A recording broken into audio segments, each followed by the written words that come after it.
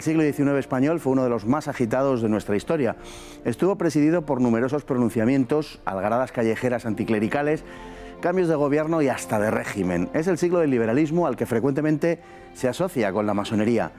Pero ¿cuál fue la influencia real de la masonería en la historia española de esa centuria? ¿Fue tan importante su influencia en nuestra historia como a veces se ha afirmado?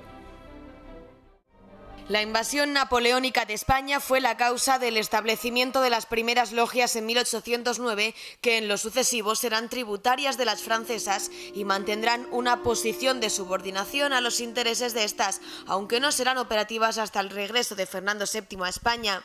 Desde entonces, la característica de la orden en España será la de una intensa politización. De sus filas saldrá una constante y resuelta oposición a Fernando VII, quien les retribuía con la más dura de las condenas. Como es natural, los liberales empapados en masonería buscarán la ocasión de rebelarse. En enero de 1820, el coronel Riego impondrá el trienio liberal, romperá las relaciones con la Santa Sede y terminará radicalizando el régimen. ¿Acaso algo sorpresivamente el ejército que pondrá fin al régimen liberal del trienio, los 100.000 hijos de San Luis, estará constituido por significados masones que sirvieron bajo Napoleón? A la muerte del rey Fernando VII se vivirá la primera edad de oro de la masonería en España, entre 1834 y 1843, es decir, el periodo de las regencias, especialmente la de Espartero. Ese primer gobierno masónico propició la matanza de frailes de 1834, acusando a los frailes de envenenar las fuentes, provocando el cólera entre los madrileños. Durante los gobiernos progresistas del reinado de Isabel II, la influencia masónica fue determinante, produciéndose la transformación del antiguo régimen en España para convertirse en una sociedad liberal en que se impuso el sistema capitalista de la mano del masón Juan Álvarez Mendizábal en la década de los años 30. Los sucesivos gobiernos durante el reinado de Isabel II fueron de alguna menor inspiración masónica, sobre todo los gobiernos moderados. La caída de la reina acercará de nuevo a los masones al poder. Tanto Prim como Amadeo lo son, aunque ninguno de los dos tendrá suerte.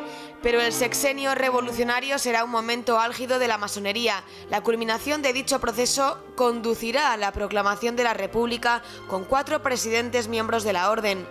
Durante los años que precedieron a dicho régimen se sucedió el derribo de iglesias sin la más mínima consideración a su valor artístico, pero sobre todo se produjo la llamada desamortización del subsuelo, una liberalización que enajenó la riqueza del subsuelo español a los intereses británicos, franceses y belgas, en una especie de régimen colonial. El final del sexenio consagró a una clase política entregada a la masonería. Las figuras de Ruiz Zorrilla y Sagasta son esenciales para comprender la evolución de la política española. Desde entonces, el anticlericalismo se convirtió en una obsesión para la izquierda burguesa española. De modo que la Restauración fue en gran parte rehén de la masonería. El Partido Liberal se convirtió en su vehículo de poder y supo mantener el enorme ascendente social que había conseguido.